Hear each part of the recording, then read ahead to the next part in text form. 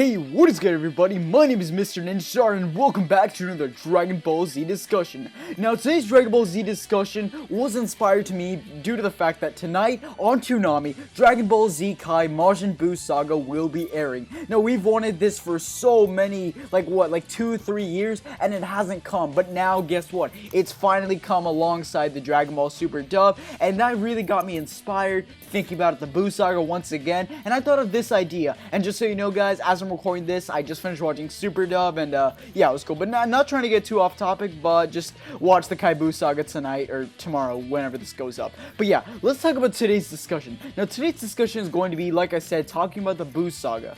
And we will be talking about the ending of the Buu Saga. Now, the ending of the Buu Saga in Dragon Ball Z consists of Goku defeating Kid Buu with the Spirit Bomb, or the Genki Dama, however you want to say it, and pretty much a 10-year time skip, and we see them a bunch of years later, Goku going with Oob and everything. That's kind of the ending to Dragon Ball Z. Now, that ending wasn't bad. I actually really liked the Spirit Bomb thing, but I wasn't a big fan of the whole going off into Oob stuff. Now, it does bring in like a good thing, like a good tie-in to Dragon Ball GT, and that ending was so much more better, but it should just be like an ending to something, shouldn't just lead to something else to create more merchandise and for the company just to add a shameless plug-in. Like, that's kind of how I feel about like some of the Star Wars films, for example. I know I'm kind of getting off topic, but I really do want to bring this up. A good portion of the Star Wars films end off in such a way to where it's open for more sequels or anything like that, but it's also closing to the point where it could be like the last film. Like, look at A New Hope. If you look at the ending of that film could be a solo on its own and just end off, you know, that one franchise, that one-shot franchise right there, or it could have just kept going, which is what it did. Now, that's not the case with every Star Wars film, but a good portion of them. The point I'm trying to get across is that Z's ending could have been so much better. Like, it's okay if it could have opened up possibilities for more sequel series to come, but it didn't just have to be so one-sided. It could have been like Star Wars, where it's just, you know, like open up for more things in the future, but could have also ended off with that one last thing. But now let's go on to the topic of the video, which kind of just this whole thing. The Majin Vegeta sequence in the Buu Saga. I consider this to be the actual best thing that come out of the Buu Saga.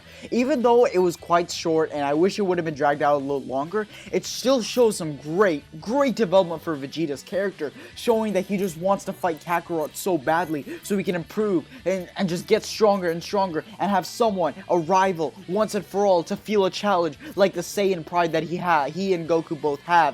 And it's just, you know, like, it's great development for his character, and the evil Majin Vegeta side just shows that he's letting it all loose. He wants that urge to fight. That fighting spirit is there and will always be there in the part of the Saiyans.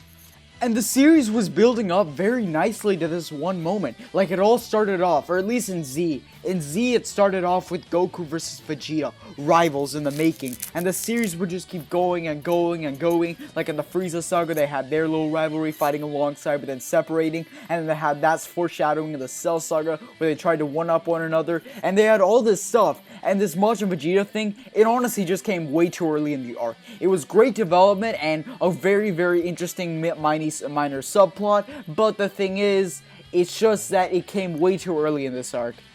And I'm a type of person that loves foreshadowing, so this whole Majin Vegeta building up thing was very awesome. But the thing is, it's just like, came in at the wrong time. Now you could argue this right here is even more foreshadowing for what happened in GT, like with the baby stuff. But I mean, as cool as that was, the execution on that just wasn't that great. And it was nice to see, like, you know, the whole climax of the arc be Goku and Vegeta once again, like on Planet Tuffle. But it wasn't actually Vegeta. It was just like a fake Vegeta, just, ugh.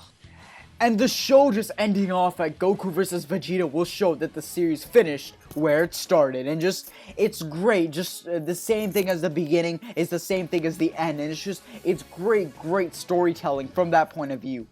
And I think just ending off rather than a so-and-so regular villain that's evil for the sake of being evil as the final villain, or at least in Z, is just, like, it could have been better, honestly. But the fact that they have one hero, you're only one as your final villain of Z, just makes it all worth it, you know? And it doesn't even have to be the final villain of the series. In fact, the Shadow Dragons as their final villain of the series is perfect. But for the final villain of Z, just someone who you trusted, someone who's your favorite character as the final villain, just makes it all more worth it, you know?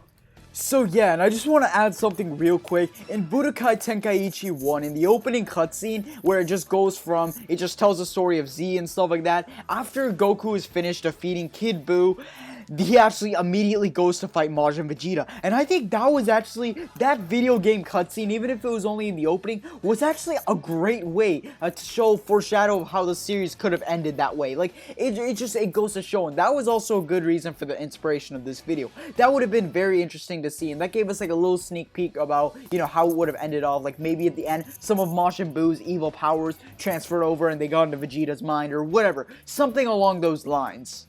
Now, I understand where someone else could argue, like, you know, oh, it could have just ended off at his final explosion and blow up. And yeah, I think that would have actually been just as good of a place to end off as. In fact, if Buu Saga had just ended off right there, I wouldn't be too mad. That would be a dope finish, as we get to see an epic sacrifice from Vegeta, and we get to see an epic fight from Goku and Vegeta to begin with.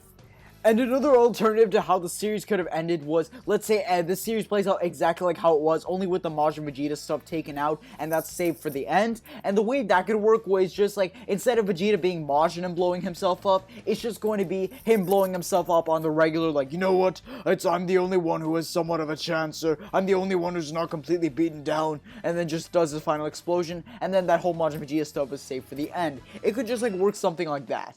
So yeah, guys, that's just been my discussion for today, talking about some different ending alternatives to the Majin Buu saga of Dragon Ball Z, and how it could have actually ended off at the Majin Vegeta fight. I hope you all enjoy, and I'd like to hear everyone's input in the comments down below. But anyways, guys, thanks so much for watching. Ninja out. Peace, everybody.